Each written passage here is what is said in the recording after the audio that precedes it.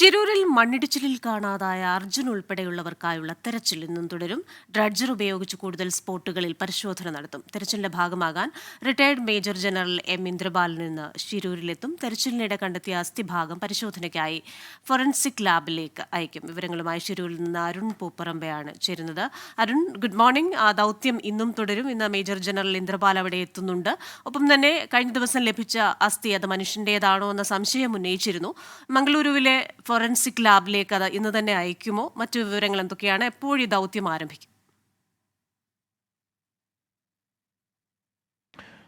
Christina, ഇന്നലെ ജില്ലാ കളക്ടറും അതോടൊപ്പം തന്നെ കാർവാർ MLAയും ഈ ദൗത്യമേഖലയിലെത്തി ഇന്നു മുതൽ ദൗത്യം കൂടുതൽ ഊർജിതമായി നടത്തും, അതിൽ കൂടുതൽ സംവിധാനങ്ങൾ എത്തിക്കും എന്നറിയിച്ചിരുന്നു.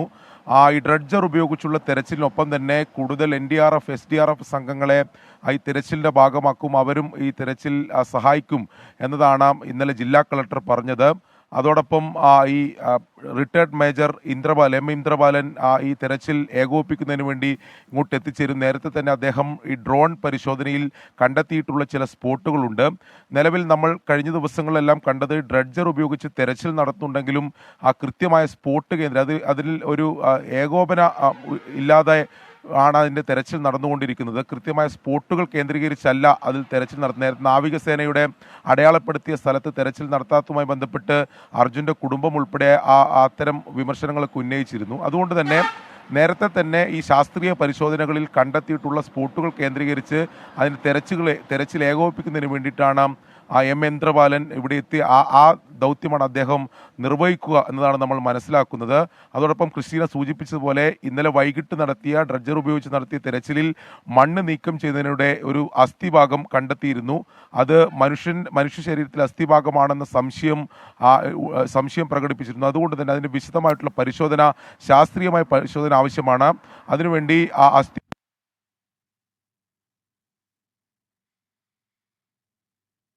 ഷിരൂരിൽ നിന്ന് വിശദാംശങ്ങൾ നൽകിക്കൊണ്ടിരിക്കുകയായിരുന്നു അരുൺ പൂപ്പറമ്പ.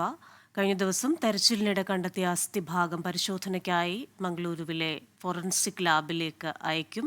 ഇന്ന് തെരച്ചിലിന്റെ ഭാഗമാകാൻ retired major general M Indrabalan ഷിരൂരിലെത്തും. ദൗത്യം ഇന്നും തുടരും. അരുണിനെ തുടരാം.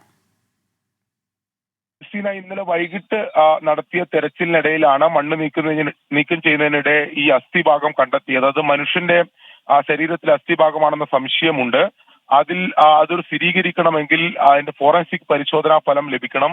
അതിനായി അസ്ഥിഭാഗം ഇന്ന് തന്നെ മംഗളൂരുവിലെ ഫോറൻസിക് ലാബിലേക്ക് അയക്കും. നമുക്ക് മനസ്സിലാക്കാൻ സാധിക്കുന്നത് 5 ദിവസമെങ്കിലും അതിന്റെ പരിശോധനാ ഫലം ലഭിക്കാൻ സമയം വേണം എന്നതാണ് നമുക്ക് പോലീസിൽ നിന്ന് ലഭിക്കുന്ന വിവരം.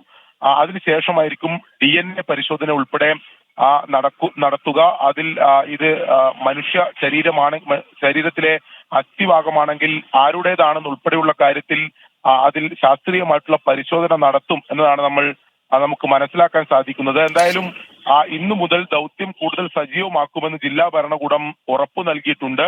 ഡ്രഡ്ജറിനൊപ്പം തന്നെ മറ്റ് സേനാ വിഭാഗങ്ങളുടെ തെരച്ചിലും അല്ലെങ്കിൽ അവരും ഈ ദൗത്യത്തിന്റെ ഭാഗമാകും. ആവശ്യമെങ്കിൽ നാവികസേനയെ കൂടി ഇങ്ങോട്ട് വീണ്ടും എത്തിക്കുമെന്ന് ജില്ലാ കളക്ടർ ഇന്നലെ ഉറപ്പു നൽകിയിരുന്നു. ആ രീതിയിലാണ് ഇന്ന് തെരച്ചിൽ മുന്നോട്ട് പോവുക എന്നതാണ് നമ്മൾ പ്രതീക്ഷിക്കുന്നത്. ശരി, ഷിരൂരിൽ തെരച്ചിൽ ഇന്നും തുടരും. വിവരങ്ങൾ നൽകുകയായിരുന്നു അരുൺ പൂപ്പറമ്പ.